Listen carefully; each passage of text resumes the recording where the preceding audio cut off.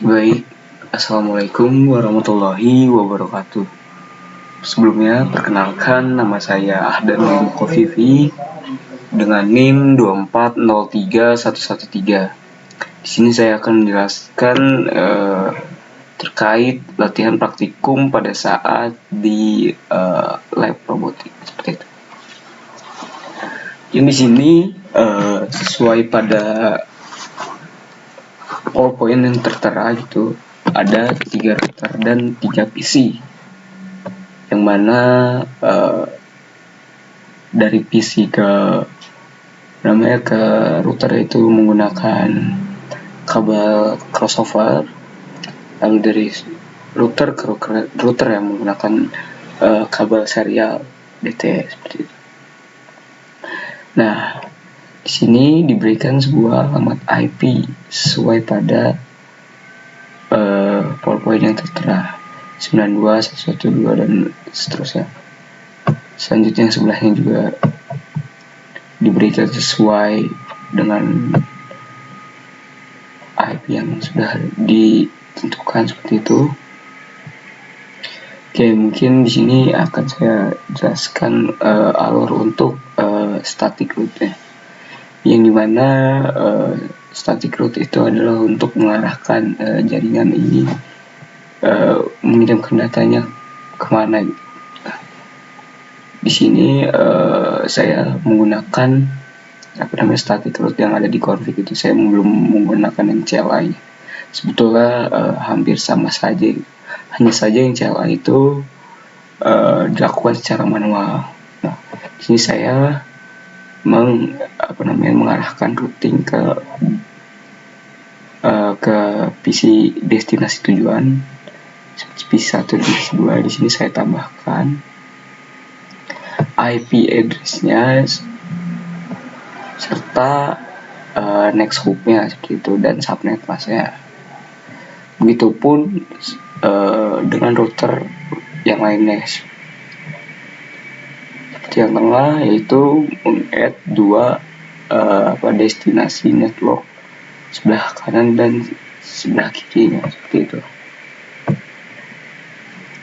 Nah, mungkin caranya itu ini diisi oleh network tujuan seperti yang ini.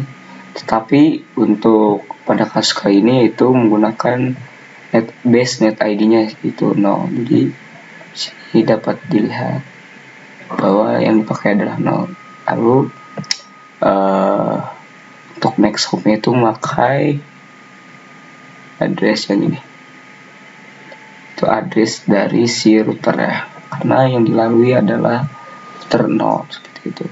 Mungkin akan saya coba uji koneksi terlebih. Sukses.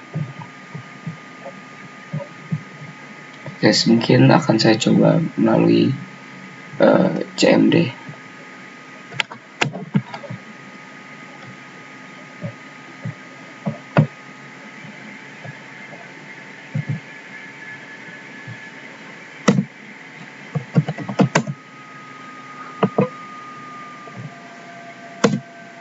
Dapat dilihat bahwa ini data yang dikirimkan itu dapat sampai di PC destinasi tujuannya. Oke, di sini latihan 1 sukses pada saat di lab robotik gitu. Selanjutnya saya akan menjelaskan pada latihan 2 atau latihan 1 pada PPT yang berbeda seperti itu. Sini saya akan menjelaskan pertama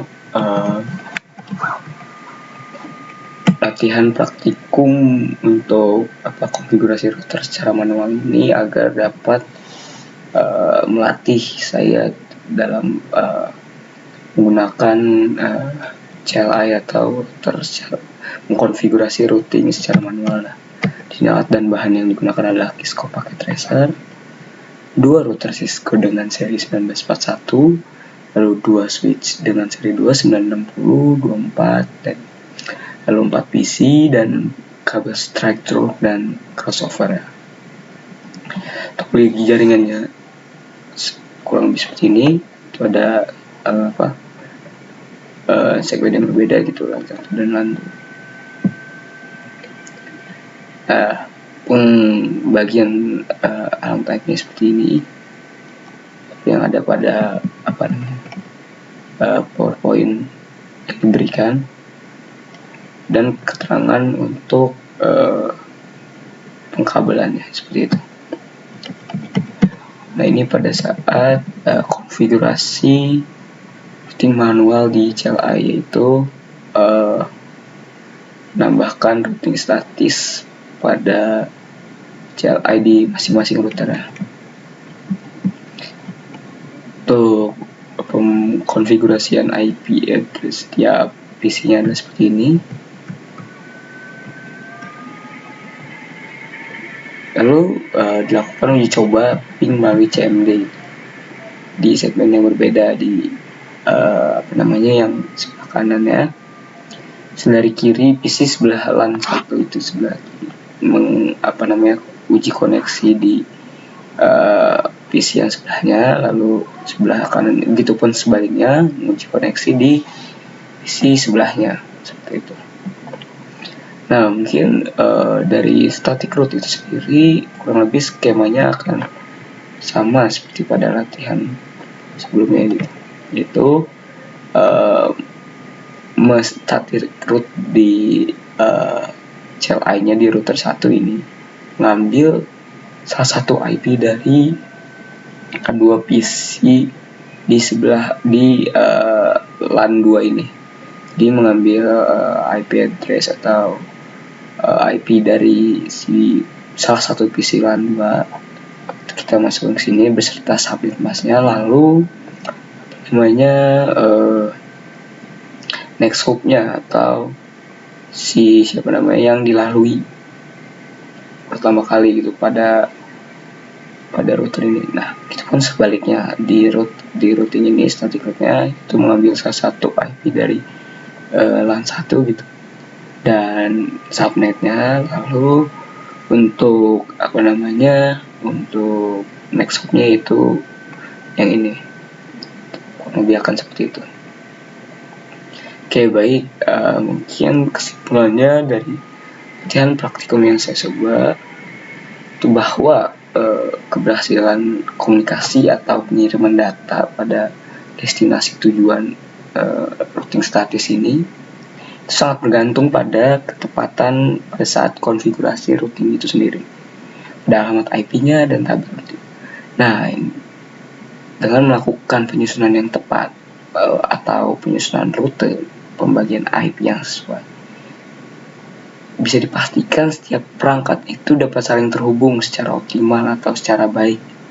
Nah, selain itu juga kesalahan kecil dalam pengaturan jalur atau subnet dapat menghambat proses pengiriman data atau keberhasilan komunikasi antar jaringan, sehingga perlu ketelitian dan menjadi faktor utama dalam mengimplementasikan jaringan pada sebuah komputer. Mungkin sekian dari penjelasan asistensi saya, kurang lebihnya mohon maaf.